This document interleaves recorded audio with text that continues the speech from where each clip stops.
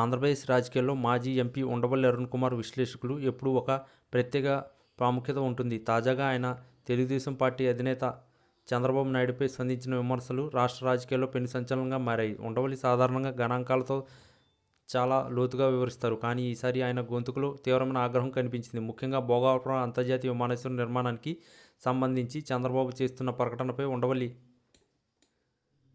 నిప్పులు చెరిగారు. ఉత్తరాంధ్ర ప్రజలు చిరకాల స్వప్నమైన భోగాపురం ప్రాజెక్టును తన ఖాతాలో వేసుకోవడానికి చంద్రబాబు ప్రయత్నిస్తుందని ఆయన మండిపడ్డారు. నువ్వు కట్టావా అంటూ ఉండవల్లి నేరుగా చంద్రబాబును ప్రశ్నించడం వెనుక పెద్ద చరిత్రే ఉంది. గత ప్రభుత్వ హయాంలో కేవలం శంకుస్థాపనలకే పరిమితమైన, అసలు పనులు ప్రారంభించని ప్రాజెక్టుల గురించి ఇప్పుడు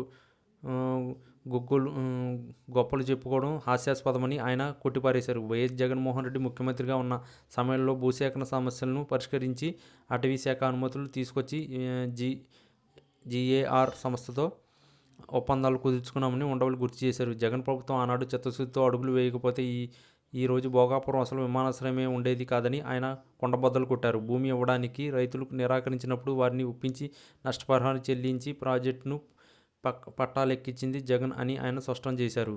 కేవలం గ్రాఫిక్స్ చూపించి విదేశీ నమూనాలను ప్రదర్శిస్తే అభివృద్ధి జరిగిపోదని ఉండవల్లి ఎద్దేవా చేశారు. క్షేత్రస్థాయిలో పునాది రాయి పడడమే కాదు, పనులు పరుగులు పెట్టేలా చేసింది జగన్ ప్రభుత్వమని ఆయన గట్టిగా వాదించారు.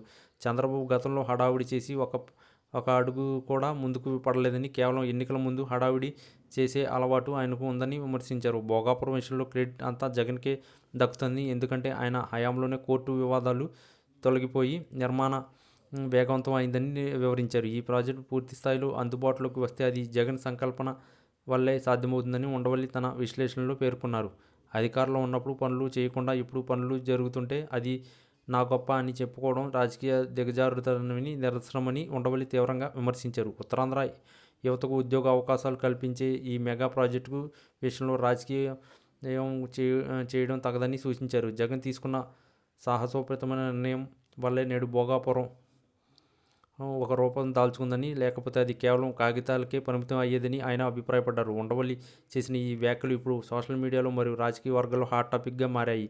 విమానాశ్రయం రన్ వే నిర్మాణం నుంచి టెర్మినల్ పనుల వరకు అన్నిటిలోనూ జగన్ ముద్ర స్పష్టంగా కనిపిస్తుందని ఉండవల్లి తన వాదనలను బలంగా వినిపించారు.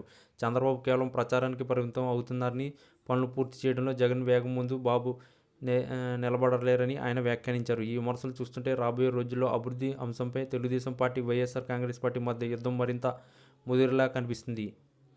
ఈ వీడియో కనుక మీకు నచ్చినట్లయితే please like, share and subscribe channel. మరిన్ని వీడియోస్ కోసం మా ఛానల్ని సబ్స్క్రైబ్ చేయడం మాత్రం మర్చిపోకండి. మీ ఫ్రెండ్స్, ఫ్యామిలీస్ కూడా వీడియోని తప్పకుండా షేర్ చేయండి.